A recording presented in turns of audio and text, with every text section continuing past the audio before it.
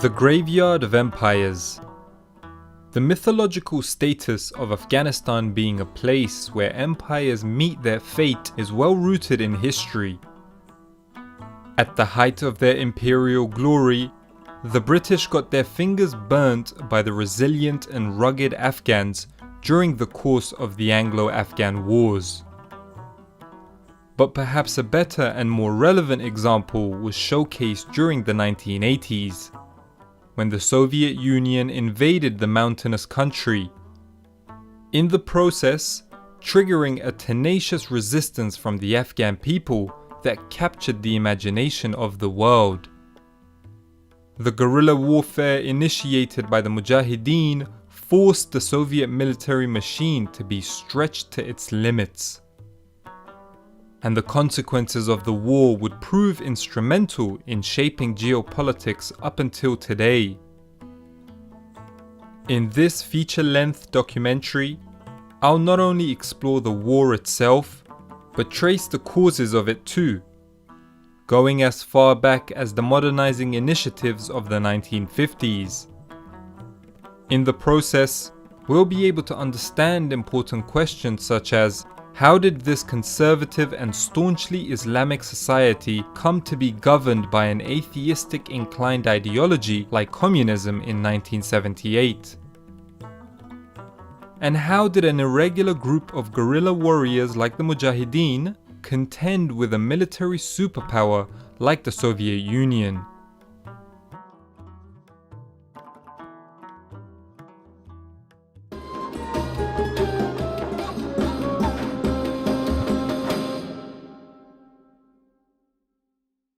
In the years after World War II, the Afghan political elite decided on a course of rapid economic and political change to its society. This course was taken as a matter of necessity rather than ideological conviction. The country's monarchic political order was conservative, but understood that in order to survive in a modern world, they had to modernize. At the same time, these changes have to be understood within the wider scope of contemporary international affairs. The Cold War between the United States of America and the Soviet Union was the most important geopolitical issue from the end of World War II in 1945 to the dissolution of the Soviet Union in 1991. In this time period, the two superpowers used both soft and hard power to persuade nations to be aligned with them.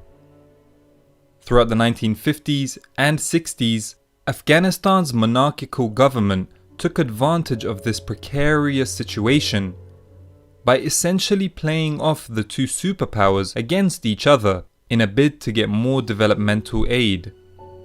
Both the Americans and the Soviets promised the Afghans help in modernizing projects.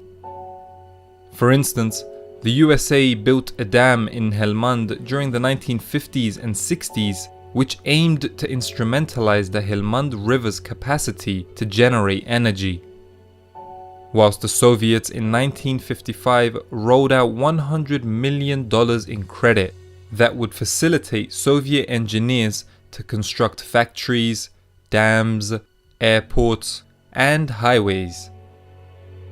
Another aspect of the Afghan government's desire to modernize was to send young university students out to countries like the Soviet Union and America to gain knowledge that the students could then bring back and use for the progress of Afghanistan. Herein lays a key causal effect of the eventual Soviet-Afghan War. After World War II, there were certain strands of Afghan society, especially within the university students and army officers, who were familiarizing themselves with divergent strands of ideological thought, such as liberalism and communism. The communist students and army officers who traveled abroad to the Soviet Union for training would foment greater ties with the communist superpower, and in time, these close ties would serve them once the communists gained power inside Afghanistan. In addition, in 1965, Nur Muhammad Tarakay, along with Babrak Karmal and others, set up the People's Democratic Party of Afghanistan, or the PDPA, a Marxist-Leninist political party that presented their political outlook within the framework of a class struggle. The PDPA soon fractured into two main factions, Khalq being the more radical one, and Parcham being known as the more moderate of the two. It should be mentioned that these political developments took place within the backdrop of what's known as the Constitutional Decade, a period lasting from 1964 to 1973 that was characterized by a move towards democracy. Whilst it brought about a multi-party system and a free press, the Constitutional Decade brought its fair share of political chaos as well. This, coupled with ecological disasters, forced the scholar Louis Dupuy to prophetically state in 1971 that revolution would seem no more than a decade away. Within 5 years, the first abortive coup may occur. Most likely, it will emanate from the idealistic, unrealistic left. In 1973, whilst the king, Zahir Shah, was away on medical treatment in Italy, his cousin and ex-prime minister, Muhammad Dawood Khan, staged the bloodless coup that toppled the monarchy and replaced it with a republic that had him at its helm. In doing this, he was helped by the communist PDPA and their Soviet-trained military officers who had infiltrated the government and army. This alliance was viewed very negatively by the increasingly outspoken Islamist activists who were ideologically antagonistic to communism. In addition to this, Dawood Khan reignited a rivalry with Pakistan that was largely focused on his irredentist desires to reclaim territories lost to the British in 1893, which was subsequently inherited by Pakistan upon its creation in 1947. These territories within Pakistan were inhabited by the Pashtun ethnic group, the dominant ethnic group in Afghanistan politically and demographically. In response to President Dawood's subversive activities within Pakistan, the ISI, the Secret Service of Pakistan, began to give funding and training to prominent Islamists such as Gulbuddin Hikmatyar and Burhanuddin Rabbani in their anti-government activities. This materialized into an Islamist uprising in 1975 that was put down by the Afghan government. In time, Dawood's coalition with the communists disintegrated, to devastating consequences. In 1977, he proclaimed a new constitution and called a new cabinet which was devoid of appointments for members of the two factions of the PDPA, Khalq and Parcham. In fact, he actively sought out to minimize the influence of communist members that had helped him in his 1973 coup. Dawood had even made attempts to reconcile himself with certain Islamic fundamentalist leaders, but the Khalqis and Parchamis had a solid power base amongst army officers and had helped their cause by unifying the two factions in 1977. By 1978, Dawood had left himself in a position where he had no power base and was opposed by a wide array of forces that ranged from Islamic fundamentalists to liberal university students. This provided the perfect opportunity for the communists to overthrow him. And so in April 1978, the PDPA launched the Saur Revolution, in which Dawood, along with his family, lost their lives, and a communist state was established in Afghanistan. The PDPA, under the leadership of the Khalqist Nur Muhammad Tarakay, immediately set about to bring widespread changes to Afghan society. These changes, such as land reforms and the emancipation of women, were intended to rapidly modernize Afghan society, something which other Afghan rulers had tried to do in the 20th century, such as King Amanullah in the 1920s. But the PDPA went even further, attacking practices and traditions which they viewed as feudal. This antagonistic approach to certain elements of tradition was extended to Islam as well. The PDPA's outlook seemed to be rooted in a desire to vindicate the famous Marxist statement, "Religion is the opium of the masses."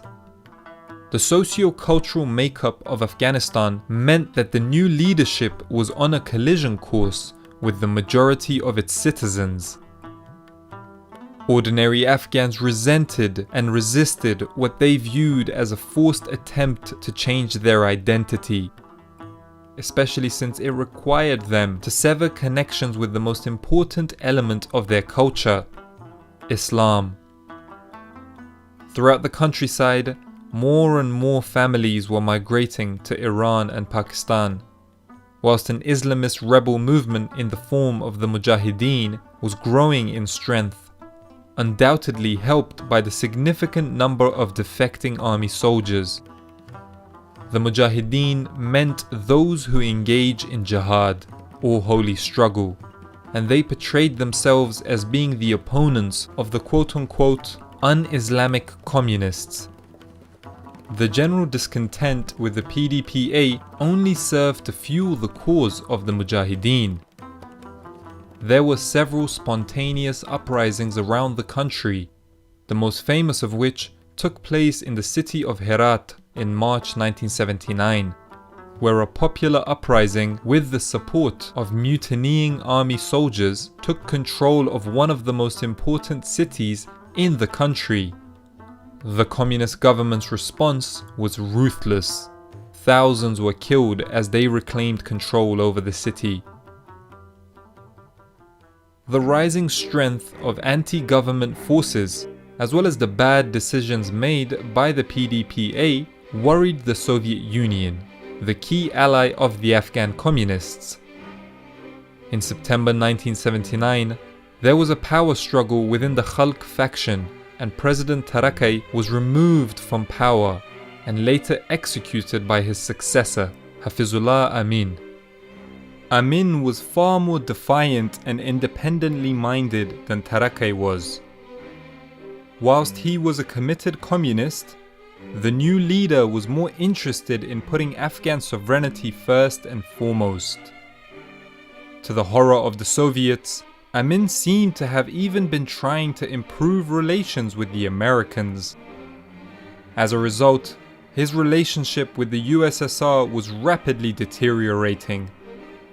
By December, the Soviets had to make a decision to get directly involved and stabilize the situation in favor of their allies, or risk letting the communist government collapse. It should be stated that the Soviets did not want to intervene directly in Afghanistan.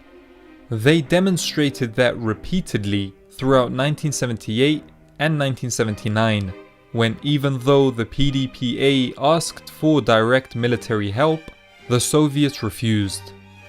The two sides had actually signed a friendship treaty in December 1978, which allowed the Afghan communist government to call on the Soviets for military help. But Afghanistan was not of major international importance to the USSR, and it was obvious that the conservative country would be hostile to their military presence. What ended up changing their mind is not known for sure. One can only speculate. The Iranian Revolution that had happened earlier in 1979 would justifiably have given the Soviet leadership cause for concern for their own internal stability. The Soviet Union had a number of Muslim republics in Central Asia under its control at the time. Therefore, an Islamist Iranian revolution in conjunction with a rising Islamist movement in Afghanistan under the Mujahideen would not have boded well for the peace of mind of Soviet policymakers. In this time, the Soviet leader, Leonid Brezhnev, had been suffering from a variety of ailments, meaning that by the late 1970s, He was helped significantly by the trio of Yuri Andropov, Dmitry Ustinov, and Andrei Gromyko. In December 1979, the Soviet leadership decided upon a short intervention in Afghanistan that would stabilize the government, partly by replacing President Amin with the more moderate Parchami Babrak Karmal. A key failure of the Soviets in their decision-making process was in the way that they viewed Afghanistan. To the Soviet higher-ups, Afghanistan was only seen in the context of the Cold War. This meant that they largely viewed the Mujahideen uprising against the PDPA as being something that was stoked and sponsored by their Cold War rivals, the Americans. This strategic lack of insight would prove fatal for the Soviets, as they failed to understand that the majority of Afghans were actually against the ideas and policies of the PDPA. And it was this, not American encouragement, that gave rise to the Mujahideen. Bearing this in mind will help us understand why Afghanistan is referred to as the Soviet Union's Vietnam.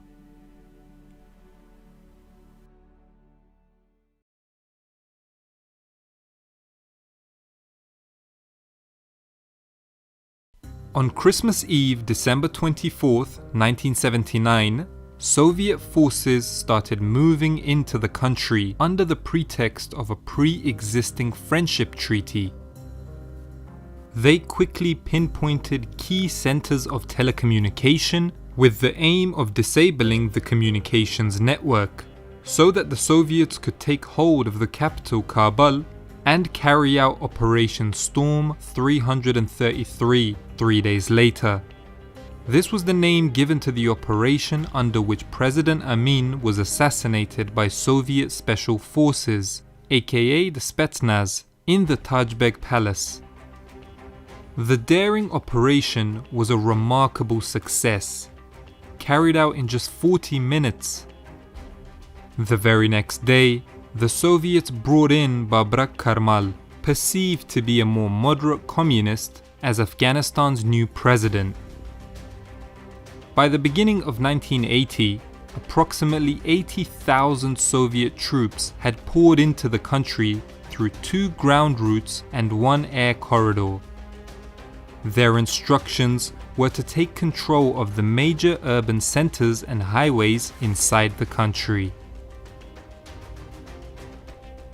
The reaction of the international community was largely unanimous. No words, therefore, which I shall say today can fully convey the deep sense of disappointment and disillusion which the government and people of Nigeria felt when they heard the news of Soviet armed intervention in Afghanistan, a third world developing non-aligned country which posed no immediate threat to the peace and security of the Soviet Union.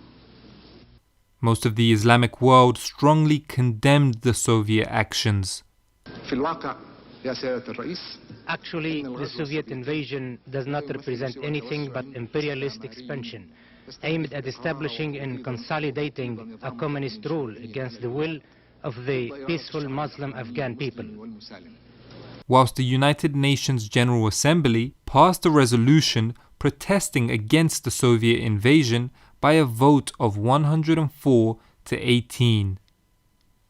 The Soviets stated that it was a legitimate intervention since they were obliging aid requested by the official Afghan government. However, the international community was not convinced by this. Why would President Amin invite the Soviets in to kill him and topple his government? The reaction of the Afghan people was similarly unanimous. The Soviet military's presence did not have the desired effect the Bolshevik High Command was seeking. Instead of bringing security and stability, it invoked a deep-seated hostility to the idea of a foreign invasion within the Afghans. The British had had first-hand experience with the patriotic fervour of the Afghans during the 19th century. Now that Islam was also under attack, in the eyes of the Muslim population, there was no way that the Soviets could have the early withdrawal that they wanted. The unpopularity of this war amongst the Afghans served as the perfect recruitment tool for the Mujahideen groups, the most prominent of which established their headquarters across the border in Pakistan. Throughout the course of the war, roughly 6 million Afghans were forced to flee the country. That's around a third of the entire country. In fact, there are some that estimate that half of the world's refugees in the 1980s were Afghan, with more than 3 million moving to Pakistan, whilst around 2 million fled to Iran. These refugee camps, especially the ones in Pakistan, served as focal centres of recruitment for the cause of jihad. It should be specified that this migration was not merely an ideological reaction to the infidel Soviets. Rather, a significant amount of it was due to Soviet military tactics and practices. Initially, the situation was characterized by the Soviets being content with their enclave strategy.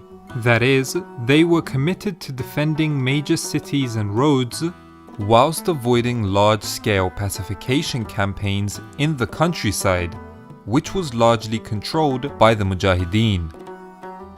But soon after, the Soviets started to favor more of an aggressive policy that went hand in hand with President Karmal's calls in 1982 for a campaign called From City to Village, which would try to extend communist control from the provincial centres out to the rural areas. Naturally, this led to an intensification of conflict.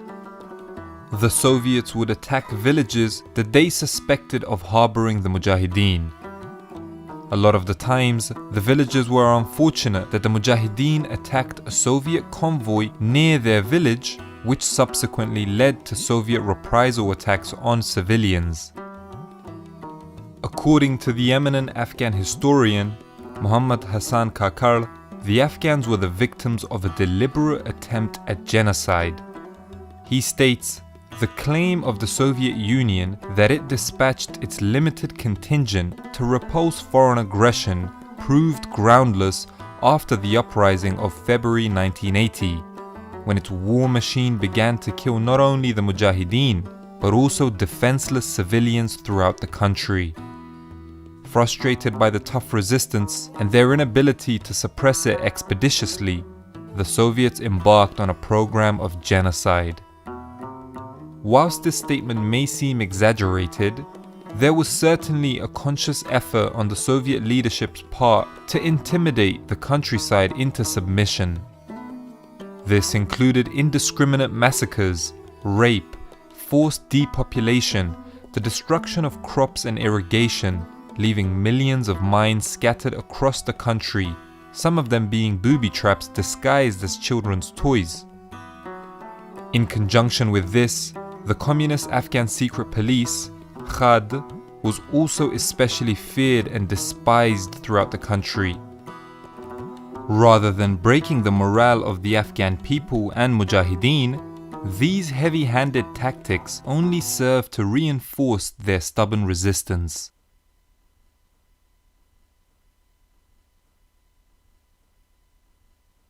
Even though the rugged and determined nature of the Mujahideen would prove to be the bedrock of the Afghan path to victory, it is impossible to undermine the importance of the role played by foreign countries in supporting their efforts. Within the Afghan resistance, the Americans saw an opportunity to undermine their Cold War rivals. And so began Operation Cyclone, one of the biggest and longest covert CIA operations ever, where America sent financial aid to the Mujahideen. To shed more light on this, we now go to Cypher from Cynical Historian.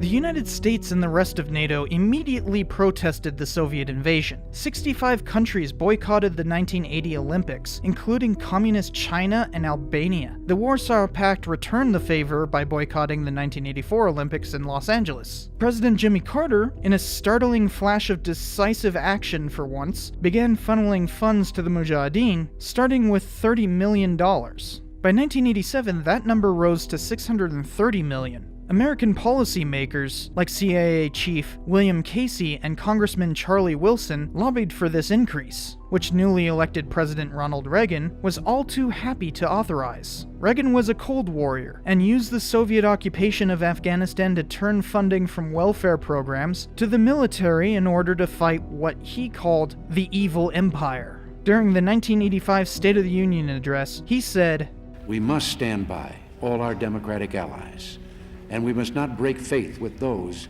who are risking their lives on every continent from Afghanistan to Nicaragua to defy Soviet-supported aggression and secure rights which have been ours from birth. Support for freedom fighters is self-defense." This was the Reagan Doctrine, and it dictated U.S. support of the Mujahideen. It should be mentioned that the Americans were extremely careful and measured in extending their military support to the Mujahideen. The idea of Afghanistan becoming the USSR's Vietnam was not so enthusiastically embraced by the American political machine at the beginning of the conflict. And for good reason. For starters, unlike America and Vietnam, the Soviet Union actually shared a border with the Afghans, thus reducing potential logistical issues. Also, the Soviets, along with their Russian Empire predecessors, had a rich history of invasions, giving them an advantage in expertise. And lastly, the issue of human casualties in a war was not a regime-shaking matter for the authoritarian Bolsheviks. So for the first few years of the war, the Americans were cautious about leaving their footprint in Afghanistan, fearing that if the resistance fails, it would become another blow to them, which would mean that the Vietnam Syndrome, the American public's aversion to involvement in overseas conflicts, would not only not heal, but it would actually get even worse. Therefore, the more the Afghan resistance endured and strengthened, the more the USA would increase their military assistance. American aid was funneled to the Mujahideen through the conduit of the ISI, the Pakistani Secret Service. The Pakistani government, under the military general, President Muhammad Zia-ul-Haq, threw its full weight of support behind the Afghan resistance, accommodating the millions of refugees and providing training camps for the Mujahideen. General Zia skillfully used the Afghan issue for his own political ambition by gripping on to absolute power for 10 years. At the same time, the Soviet invasion of Afghanistan served Zia's national interests as well, since it deflected attention away from the nuclear program which Pakistan was actively pursuing. Saudi Arabia was another major contributor to the Mujahideen cause. Officially, they stated that they would match the USA's financial aid. Iran played a key role in helping the Shia Mujahideen factions, especially from the Hazara ethnic group. The Communist government of China was also involved in aiding the Mujahideen against their fellow communist rivals, the Soviets.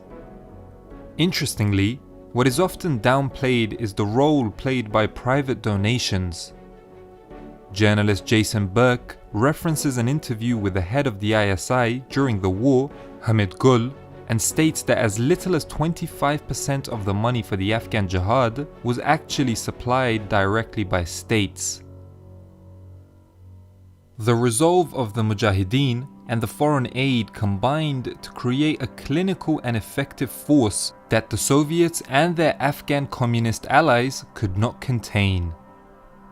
The Mujahideen ensured that this would be an Afghan-style war, one which saw the tough mountainous terrain of the country being used to produce a masterpiece of guerrilla warfare.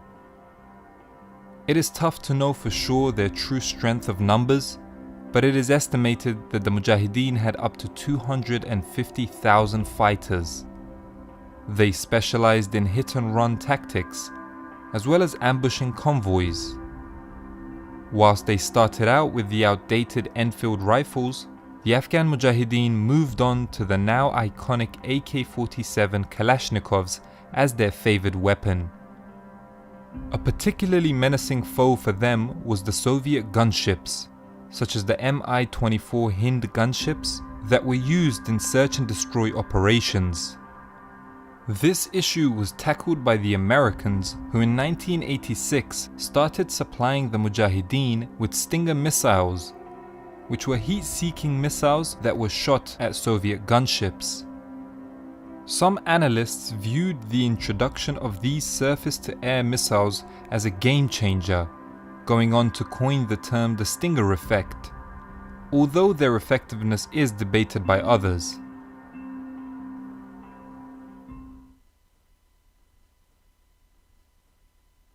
Whilst on the ground, the Mujahideen had operational agency to determine their best course of action within their small groups, the wider movement did have political leaders that formed their own parties which the Mujahideen would then affiliate themselves with.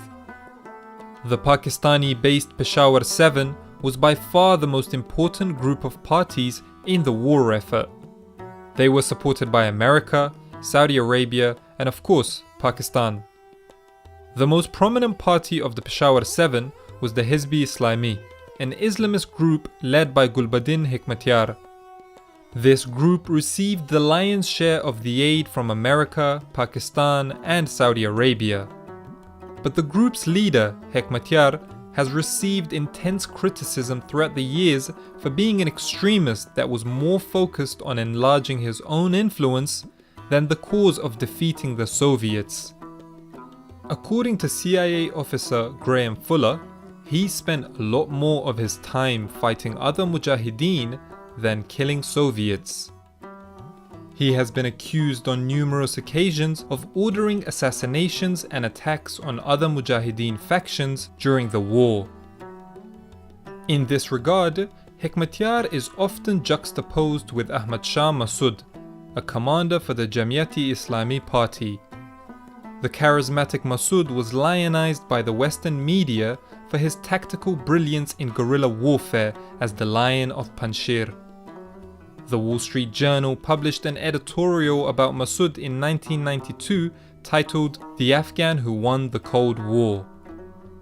But Massoud's track record seems to be as murky as Hekmatyar's. Throughout the war, Massoud was criticized by other Mujahideen parties for making deals with the Soviets. In 1983, he signed a year-long truce with the Soviets where he agreed to not attack Soviet convoys on their way through the pivotal Salang Tunnel from Soviet Central Asia to Kabul. It is tough to understate the importance of the Salang Tunnel for the Soviets. According to General Gromov, the commander of the Soviet 40th Army in Afghanistan, Ahmad Shah could have turned Salang into a Russian graveyard just by throwing rocks. His supporters claimed that he intended to use this time to rebuild his forces and give the war-weary inhabitants of the Panjshir Valley, where he himself was from, a break from the constant major Soviet campaigns in the area. But to his Afghan critics, that doesn't change the fact that Soviet forces could now focus on implementing their harsh and ruthless tactics on Massoud's fellow countrymen and women in other parts of the country. In spite of all this focus on specific leaders, it should not lead us to romanticize their roles. Whereas in reality, the Afghan Jihad was too big, too complicated, and had too many major actors for it to be boiled down and essentialized in the manner that Western journalists often portrayed it to be.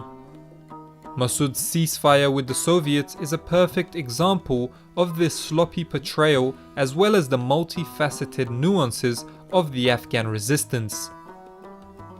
How can a man who had a ceasefire with the enemy be regarded as a leader of the resistance?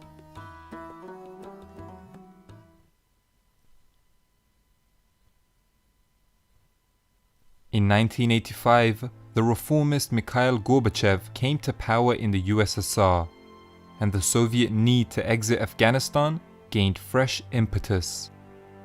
In preparation for their withdrawal, the Soviets gave greater responsibility to the Afghan Communist government. In 1986, they replaced President Karmal with Muhammad Najibullah, the former head of the Afghan Secret Service. President Najibullah was clearly given instructions to take a policy of rapprochement with the opposition that would bring an end to hostilities. A program of national reconciliation was put forward, and in 1987 a new constitution was ratified, which amongst other things showed a greater role for Islam in the political outlook of the Afghan Communist government. Already severely weakened by thousands of soldiers defecting every year, the Afghan Communist government welcomed the idea of a power-sharing scenario with the Mujahideen.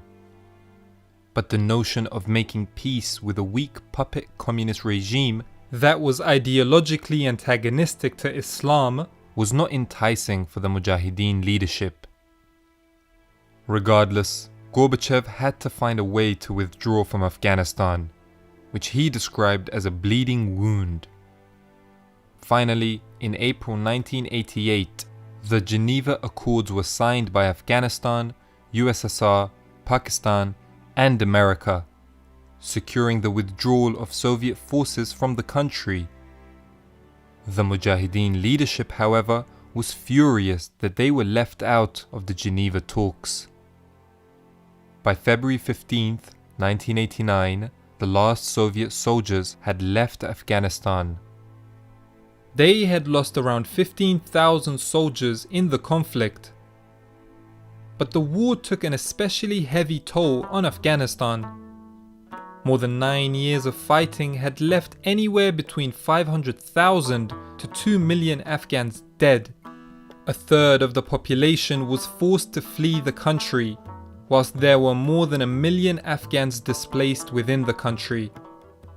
More than 2 million Afghans were left wounded, a number that was guaranteed to increase even after the Soviets pulled out, because they had left more than 10 million unexploded mines scattered throughout the country.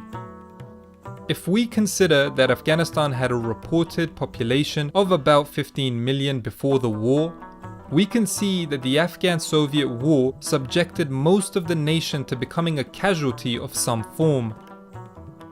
As for the future of the country, the words of a Soviet captain who served in Afghanistan would prove fateful. Children born in Afghanistan at the start of the war have been brought up in war conditions. This is their way of life. The aftermath of the Soviet withdrawal did not bring an end to war and conflict. In fact, it led to a number of key developments around the world. The USSR, already in the throes of a permanent decline, would collapse within 2 years, and all of its constituent member states would gain independence.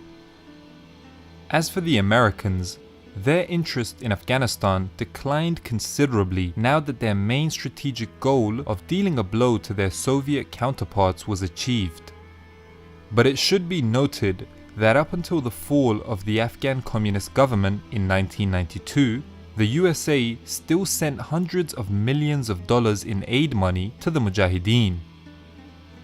Globally, it is hard to understate the importance of the Afghan-Soviet war to the prominence of militant Islamic fundamentalism that would come to define the 2000s. The most famous example of the link between the two was Osama bin Laden, and how the roots of his terrorist group, Al-Qaeda, can be traced back to the battlefields of Afghanistan, where he fought with the Mujahideen against the Soviet and Afghan communists. As for the Afghans, their woes and anguish were not over. It took 3 years of hard fighting for the Mujahideen to finally bring down the Afghan Communist government in 1992. Then, the world watched in horror as the Mujahideen groups immediately turned on each other and initiated a bitter 4-year-long civil war that saw the destruction of the capital, Kabul. and it was only brought to an end in 1996 by the emergence of the Taliban. 41 years after war began in Afghanistan, the country is still in a state of warfare today.